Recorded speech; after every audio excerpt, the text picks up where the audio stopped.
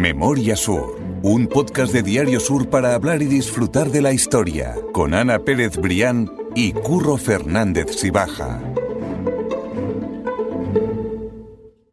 Hola Ana, ¿qué tal? Hola Curro, buenos días. Hoy vamos a volver, después de muchísimos episodios, a una familia grande de Málaga, que es la familia Heredia. Una de nuestras familias favoritas, además junto con los Larios. Totalmente.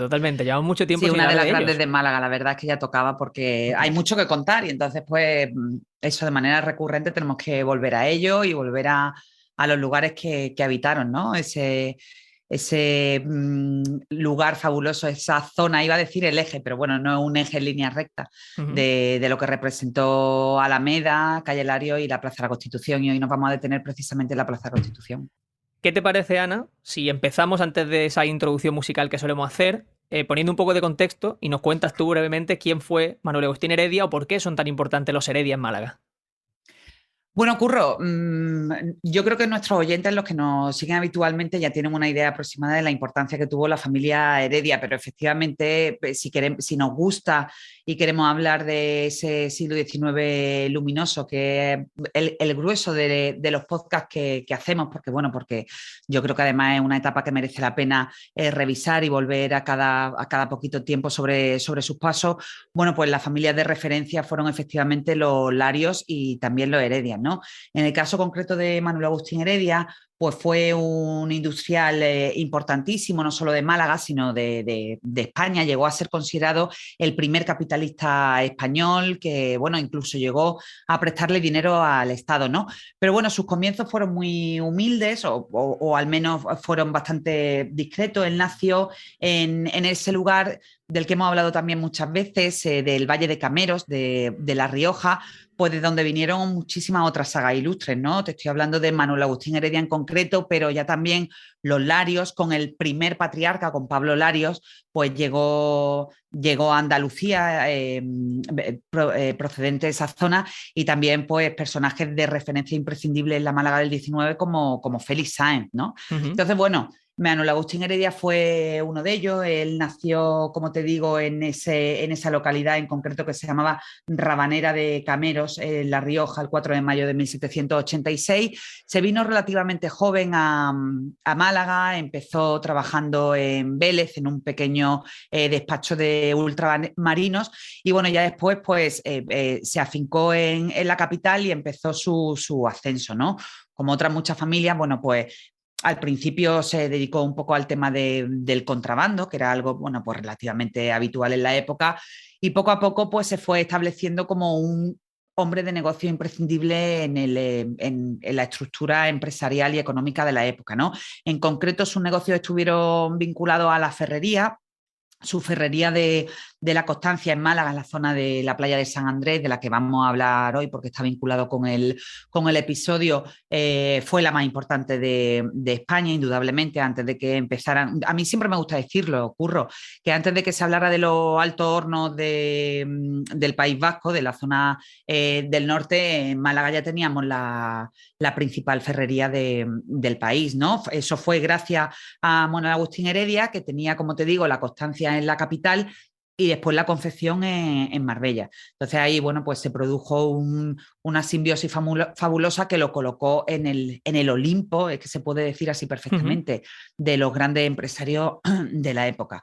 Y bueno, en el caso de Manuel Agustín Heredia ocurre como ocurre con muchas familias, ¿no? El realmente potente y el que le dio lujo y esplendor a la fortuna y al trabajo fue el patriarca, y bueno, y posteriormente ya cuando murió, que murió en el año 1846, pues ya los descendientes, bueno, pues iba a decir fueron dilapidando esa fortuna, pero realmente ahí se unió un cúmulo de circunstancias que también suele ser bastante habitual, que una coyuntura de crisis económica, pues con una visión de los negocios no tan clara como tuvo el patriarca, ¿no? Entonces, bueno, pues en todo ese contexto, pues está la historia de la que vamos a hablar hoy, que también está muy vinculada, por cierto, a la familia Larios. Exactamente, porque bueno, como estamos diciendo, ya hemos puesto un poco el escenario de quiénes fueron los Heredia, de esa Málaga del 19 que era una referencia a nivel industrial en España, y hoy en concreto vamos a contaros una historia que habla del encargo revolucionario al que los Heredias dijeron no.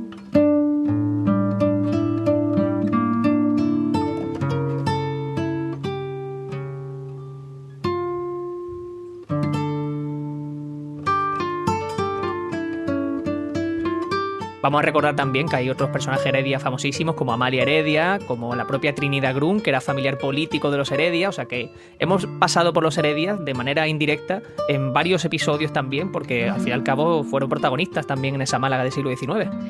Hombre, es que el árbol genealógico de los Heredia es absolutamente fundamental en la historia de que estamos hablando, ¿no? Tú hacías muy bien referencia a Amalia Heredia, hija de Manuel Agustín Heredia y de Isabel Livermore Salas, de su esposa, y no solo ella, que fue la responsable de que hoy podamos disfrutar el Jardín de la Concepción con su marido, con Jorge Loring, que bueno, que era otro miembro de una saga destacada de ese clan de la Alameda del que hemos hablado muchas veces, ¿no? De las grandes fortunas de Málaga, la gran burguesía malagueña pues estaba sustentada en un puñado de familias entre los que se encontraban los Heredia, los Loring y los Larios, ¿no? Entonces, bueno, pues me hablabas también de Trinidad Grun, que era pues la nuera de Manuel Agustín Heredia, que se casó con el hijo mayor de Manuel y de Isabel, con Manuel Heredia Livermore, bueno, pero que también hemos hablado en otro capítulo que ella tuvo muy mala suerte en concreto porque a los 31 años se quedó viuda de su marido, de Manuel, porque él, bueno, pues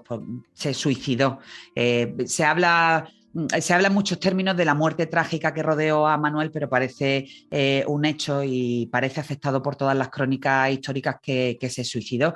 Y su hermana, Julia Grun, pues estaba casada con otro de los hijos varones de los Heredia, ¿no? Con Tomás, que una vez muerto Manuel fue el que asumió las riendas de ese fabuloso legado, una vez muerto también el padre, ¿no? Que fue en el año 1846. Pero sí, bueno, los Heredia han dado nombre absolutamente imprescindible a la vida no solo económica, sino social, cultural. Estoy pensando ahora en la propia Amalia, ¿no? Y política, que incluso Amalia, a pesar de que fuera una mujer, pero bueno, pues se la llegó a considerar una de las políticas más influyentes de la época, Curro, y las reuniones que hacía en la finca de la Concepción, bueno, a las que iba incluso el propio Cánovas del Castillo, pues han pasado a la historia como auténticas cumbres. Uh-huh.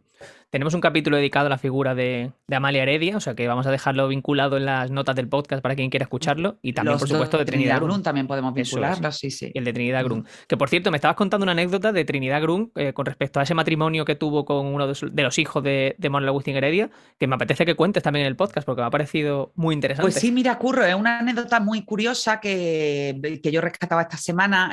Yo sí sabía que Trinidad Grun, como te digo, se casó con Manuel Heredia Livermore, que era el hijo mayor, el primogénito de la saga de los Heredia Livermore, pero es que su hermana Julia Grun se casó con Tomás Heredia Livermore, y se casaron curiosamente el mismo día, creo que fue un 3 de enero a principios de año, y se casaron las dos parejas se casaron en la iglesia de San Juan a las 6 de la mañana. ¿Por qué? Tú te preguntarás, pues, ¿por qué a esa hora tan extraña, ¿no? Y sobre todo estamos hablando de dos familias absolutamente esplendorosas, los Heredia por el lado industrial, y los Grun, que eran una familia de comerciantes, y también tenían mucha influencia política porque el padre de las dos, Federico Grun, había sido cónsul de Prusia en Sevilla.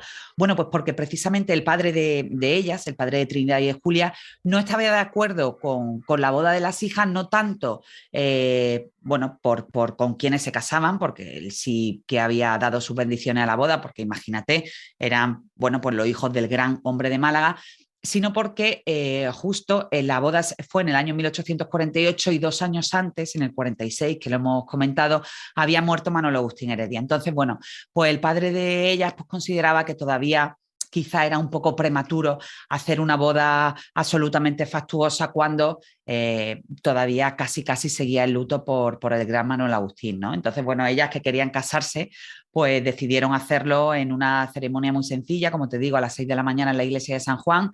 Y bueno, pues las crónicas de la época también se refieren a que si no tuvieron una gran celebración de su boda, pues luego las dos parejas se desquitaron a lo grande con el fabuloso viaje de novios, porque estuvieron meses girando por Europa, y bueno, ahí ya pues puede celebrarlo. Claro, compensaron el tema de la boda que había sido pues realmente discreto. Pues me ha gustado esa anécdota. Curro, es que podríamos estar hablando, podríamos hacer un podcast de horas hablando vamos al de este grano, tipo de porque cosas, sí, ¿no? porque no hemos empezado todavía el episodio y tenemos que contar una historia que también es muy curiosa. Y lo primero que tenemos que hacer es fechar una época, que es la de 1868, que fue un año clave para Málaga, y en una fecha en la que además hemos pasado muchas veces por encima para contar qué ocurrió en ese año, que fue realmente relevante para Málaga, ¿verdad, Ana? Pues mira, Curro, sí, ese año fue absolutamente determinante. Hemos hablado muchas veces de que sí, que del siglo XIX fue una época de esplendor, pero fue también una época de gran convulsión política. Entonces, bueno, pues precisamente en ese contexto está enmarcado este año, 1868, que es el año en el que se produce la revolución, la llamada Revolución de la Gloriosa, que entre otros efectos tuvo, bueno, pues el fin del reinado de los Borbones, pues por una serie de levantamientos populares que terminarían pues con la proclamación de la Primera República unos años después, ¿no?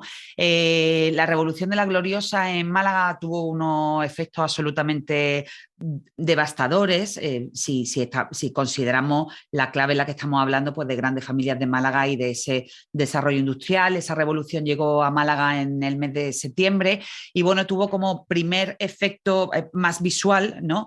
El asalto literal, Curro, al Palacio de los Larios, del que también hemos hablado en algunos de estos podcasts y bueno, pues aquello se tradujo en un grupo de trabajadores bastante numeroso de las fábricas de los Larios, pues que realmente descontentos con su situación laboral, bueno, pues se dirigieron allí absolutamente enfervorizados, asaltaron el palacio, lo quemaron, lo atacaron y los Larios que vivían allí en aquella época pues tuvieron que salir huyendo nada más y nada menos que por los tejados del palacio, ¿no? Se refugiaron primero en la aduana y desde allí pues consiguieron un salvoconducto para llegar a Gibraltar y posteriormente se exiliaron entre Londres y París, ¿no? De hecho, el patriarca de los Larios, Martín, moriría en París exiliado y Manuel Domingo también moriría allí en París exiliado. Y a partir de ese momento, Curro, que también lo hemos comentado en alguno de los podcasts, se empieza o ese momento en concreto, por explicarlo mejor, marca el inicio de ese desapego de la familia Larios con Málaga, ¿no? Mucha gente se preguntará, bueno, hay poca huella posterior, ¿no? De la familia en Málaga y fue pues porque ellos nunca olvidaron la manera de la que tuvieron que salir de Málaga a pesar de todo lo que habían hecho por la ciudad, ¿no? Por darte el dato más curioso y el dato más revelador pues, bueno, pues de ese resentimiento que acumulaban con lo que pasó fue que cuando se inaugura la calle Lario en 1891, bastante años después, pues no hubo ningún miembro de la familia Larios que asistiera, o al menos como representante oficial de la Casa Larios a la inauguración de la calle, ¿no? Ellos dejaron esa representación en manos del que organizaba los asuntos de la casa, ¿no? De Antonio Jiménez Astorga, y de nada sirvió pues, que el ayuntamiento enviara cartas a París pidiendo, por favor, que los Larios fueran a la inauguración de la calle. Hicieron hijo predilecto a Martín, pero no hubo manera. También le pusieron una placa que aún hoy se puede ver en el Salón de Plenos del Ayuntamiento de Málaga, en concreto a Martín. Bueno, el caso es que no hubo forma. Manuel Domingo, que era el hijo de Martín, también exiliado, ya volvió después con los años brevemente a Torre del Mar a arreglar unos asuntos que tenían que ver con sus negocios allí, pero no volvió nunca más a la capital. Curioso, esa historia es muy curiosa. Sí, sí. La cuestión es que, como dices, la Gloriosa fue esa revolución que acabó con los Borbones y al fin y al cabo fue una lucha de la clase obrera contra los patronos. Hubo una repetición de todas esas quejas durante el año 69, durante el año 1872, hasta que finalmente ya se instaura la Primera República en 1873. ¿Qué ocurrió entonces? Pues que como hubo una serie de muertes, que como hubo un poco que poner en valor todo lo que se conquistó en esa época, pues el gobierno de aquel entonces lo que quiso fue poner un monumento que recordase esa revuelta y que, bueno, pues como te digo, que pusiese en valor, ¿no? Que lo que se consiguió. Un monumento que se iba a poner en la Plaza de la Constitución de Málaga, que por aquel entonces no se llamaba así tampoco. Efectivamente, Curro, estamos hablando del año 73, cuando ya había sido proclamada la Primera República, y efectivamente, como bien dice, pues, las autoridades de la República pues, consideraron que sería una buena idea quizás hacer un monumento en la Plaza de la Constitución, que ya por entonces había cambiado de nombre. También lo hemos explicado muchas veces, que las grandes calles, bueno, pues han ido cambiando su nomenclatura en el callejero en función sobre todo de los tiempos políticos, ¿no?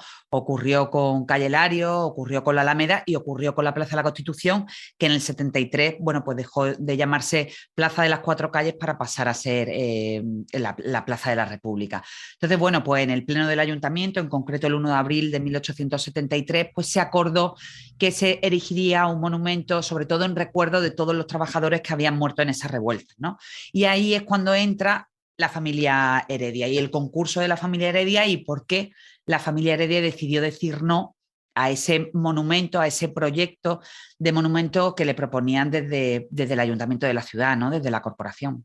Claro, exactamente. Ese es el proyecto revolucionario al que dijeron que no, y se debió principalmente a que, como no había dinero en las arcas públicas, lo que se propuso fue una acuestación popular. O sea, es decir, que la gente, quien quisiese, pudiese financiar ese proyecto, esa obra. Entonces, pues se Claro, negaron básicamente los Heredia a formar parte de ese es un proyecto. recurso bastante habitual en la época. Ya hablábamos cuando estuvimos hablando, si lo recuerdas, Curro, del obelisco de la Plaza Eso de la es. Merced. En memoria de Torrijos, pues ya se hizo una acuestación popular y una rifa, ¿no? Para poder sacarlo adelante. En este caso, pues también querían sacar adelante ese monumento, que el boceto fue obra del arquitecto Joaquín de Rucova, autor de lugares emblemáticos como la Plaza de Toro o el Mercado de la Tarazana. Y bueno, los Heredia pues tenían un poco la esperanza de que aquello no saliera adelante porque no se conseguiría el dinero, pero cuando vieron que se consiguieron el dinero y que el ayuntamiento pues les proponía en firme esa petición de hacer el monumento, dijeron no. ¿Y por qué dijeron no? Pues por todo lo que he explicado antes, Curro. Los Heredia y los Larios tenían una relación, bueno, pues plagada de intereses, ¿no? Intereses económicos, industriales, sociales e incluso afectivos.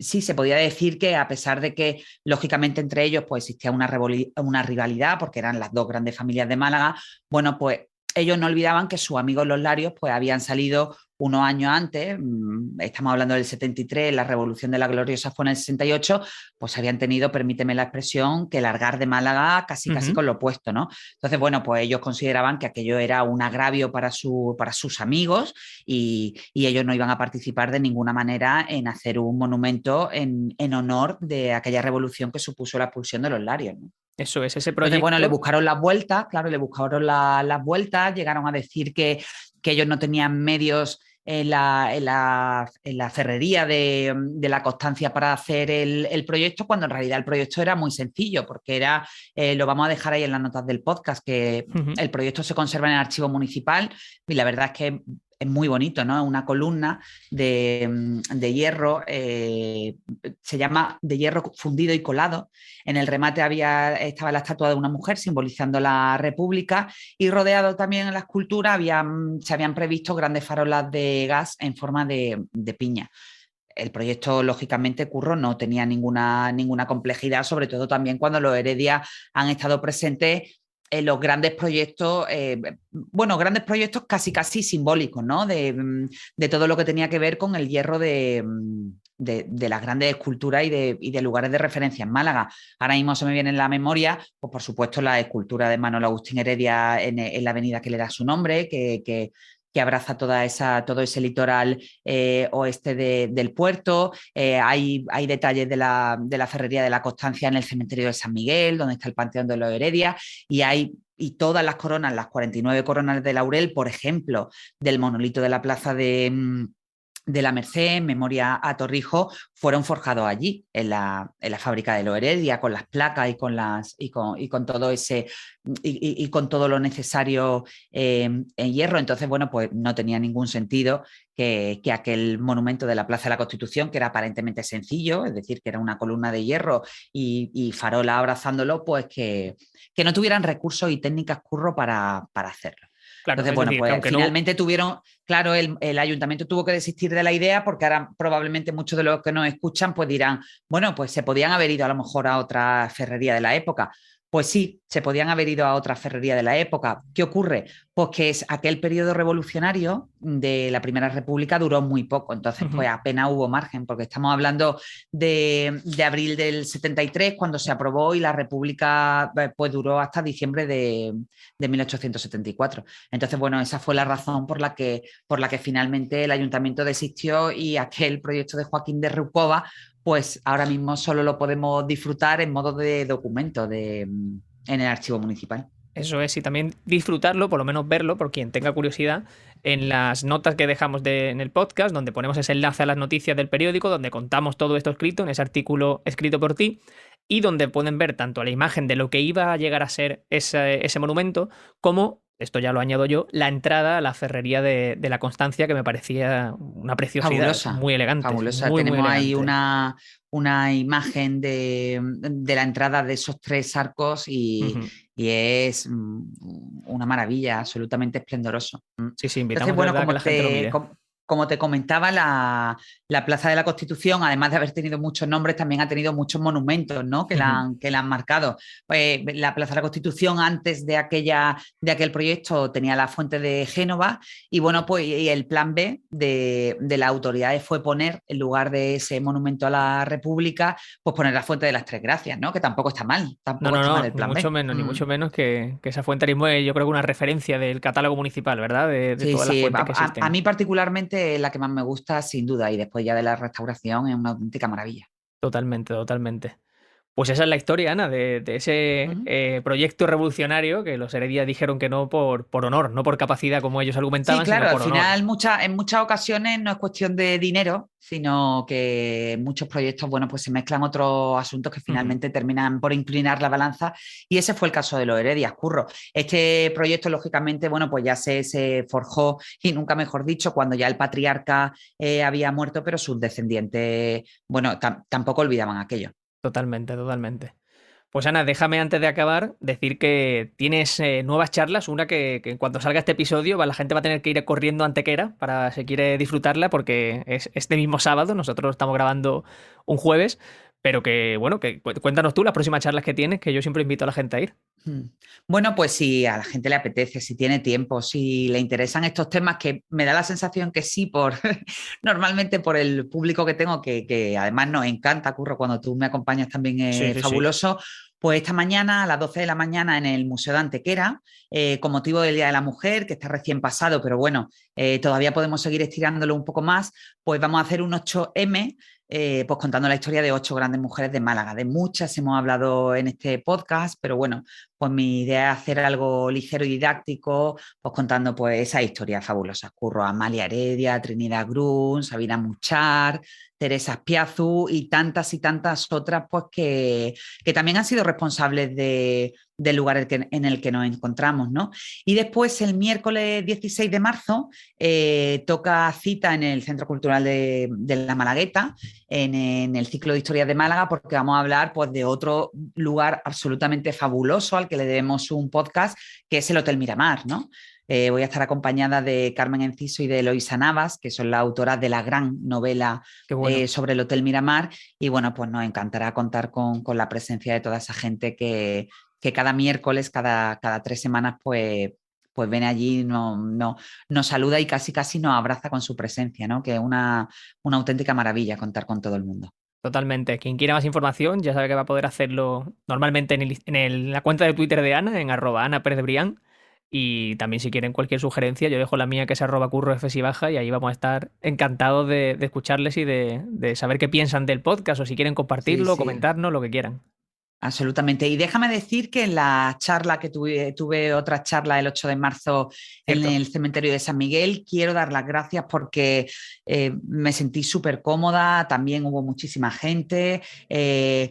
Un lugar, Curro, absolutamente fabuloso para hablar de Trinidad Grun, porque la charla fue en la capilla del cementerio de San Miguel y de espaldas a la entrada del mausoleo de los Heredia, donde están enterrados Manuel Agustín Heredia y su mujer, y a un lado de ese fabuloso monumento pues está Trinidad Grun con su marido, y al otro lado está Julia Grun con su marido, con Tomás. Y quería dar las gracias al cementerio por la acogida, por todas las facilidades, por no sé, por lo a gusto que me hicieron sentir, que también pues esas cosas hay que agradecerlas. Y desde aquí también un saludo a Antonio Mora, que es uno de nuestros principales seguidores del podcast, que siempre nos deja mensajes que nos encanta, que vino a escucharme, que se acercó, que le puse cara y bueno, y que me encanta que toda esa gente anónima que nos sostiene cada semana en los podcasts, pues que se acerque a nosotros y que nos diga qué les gusta, qué no les gusta también, que seguro que hay muchas cosas que tenemos que mejorar, pero bueno, que fue un placer compartir ese rato de charla del Día de la Mujer, pues hablando para mí, Curro, de mi mujer favorita de la historia de Málaga, que fue Trinidad. Que bueno, no, eso ya son palabras mayores, porque eso ya es contar la historia donde ocurrió la historia, ¿no? Donde ya justo ya detrás de su... yo sí, en un momento de la charla lo decía, digo, es que me da un respeto y estaba hasta un poco nerviosa. Eso ya es un privilegio. A mí los cementerios ya hace muchos años que dejaron de darme miedo, ¿no? Pero el estar hablando ahí en las capillas, un lugar tan solemne y con... no sé, todo contribuía a ese momento tan especial que representó hablar de Trinidad Grun por el lugar, ¿no? Por el lugar tan simbólico. Pues invitamos a la gente a esa próxima charla, ya lo hemos dicho, sábado 12 en Antequera y miércoles 16 en ese Centro Cultural de la Malagueta. Y las 2 a las 12 de la mañana. Eso es, y ya. Si se animan, allí los espero. Pues nosotros ya nos quedamos citados para otro podcast, Ana, y yo espero poder estar en alguna de esas charlas muy pronto. Seguro que sí, Curro. Muchísimas gracias, como siempre. Memoria Sur es un podcast de Diario Sur. Escucha un nuevo episodio cada semana en iVoox, Spotify, Apple Podcasts y consulta las referencias de este episodio en diariosur.es.